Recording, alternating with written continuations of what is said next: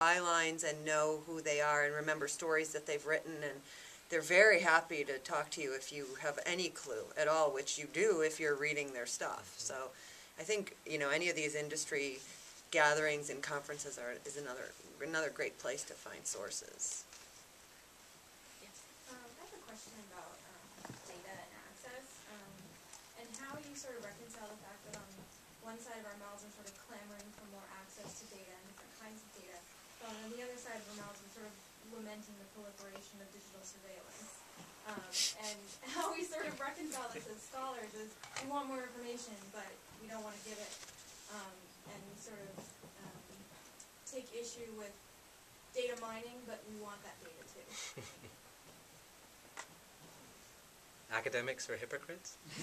Well, I think there's a really important question to be answered here. It's a good one that you pose, but I don't think it's exactly right to pose it in quite the way you have, because to me this is about wanting to make as much as possible the inner workings of state-subsidized industries, whether they be education or computing or the military or film and television in the United States, monumentally state-subsidized, all of them, more and more available for consideration by taxpayers, citizens, residents, not all of whom are always, of course, the same people, as opposed to saying to our students, when you get a phone call and it's a public opinion pollster saying, when I mention the following name of some yogurt that you might buy, what do you think? Say to them, who are you working for, and will you please pay me for my opinion, because that's my intellectual property.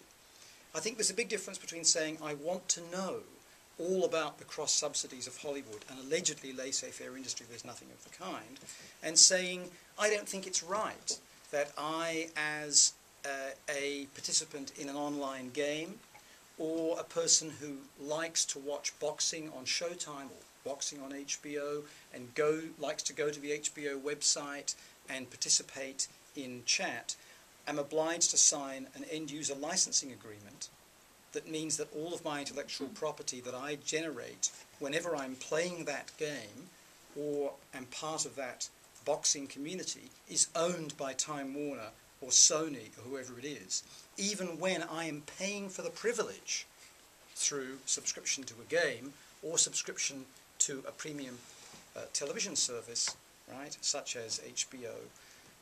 To me, that is an invasion of my rights as a consumer citizen.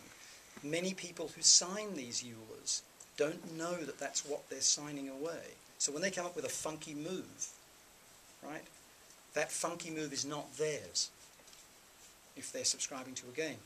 So I don't like that sort of surveillance, and I think there's a real power differential between, on the one hand, saying, let's disclose all the subsidies and the inner workings of massively powerful industries, versus let's say that the intellectual property, the proclivities and the privacy of individuals should be respected.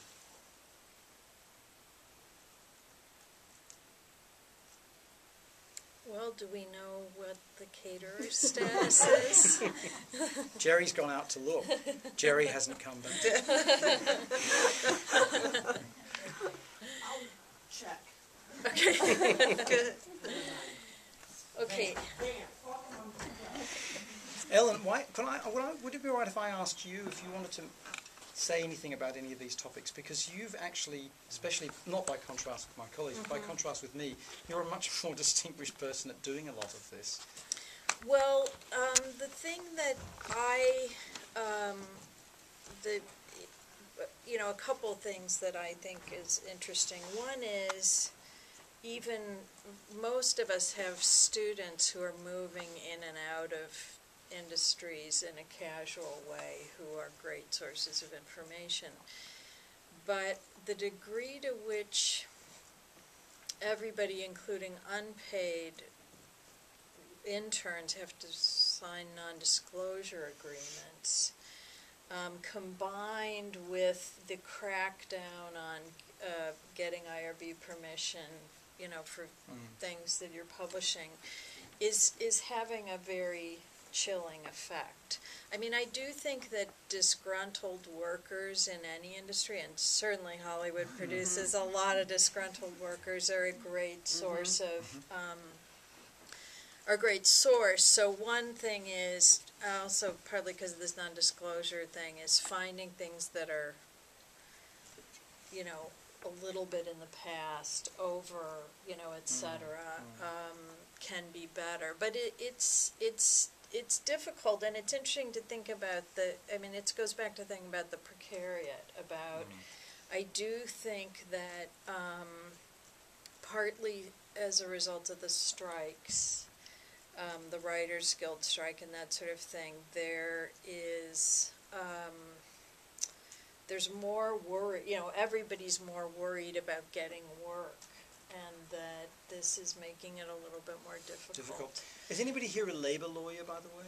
Because one of the interesting things is, you know, here in California, the California Labor Department is bringing out almost weekly now new edicts/recommendations about interns, because it looks as though, depending on the outcome of a few legal cases, unpaid internships are actually illegal in California.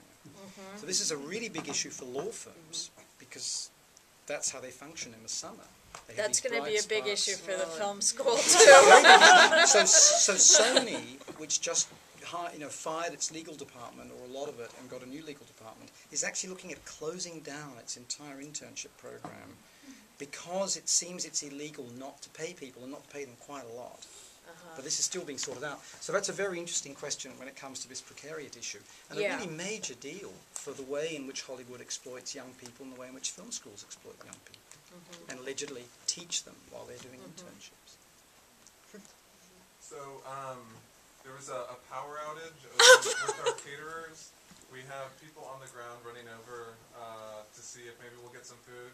We do, however, have some beer and wine, which in past experience is what people really appreciate even more. So I'd like to. Okay. Well, first of all, Well, let me thank all of the graduate students who worked so very hard to put this on. It was really it's a treat for us to get to have this conversation. Thank you.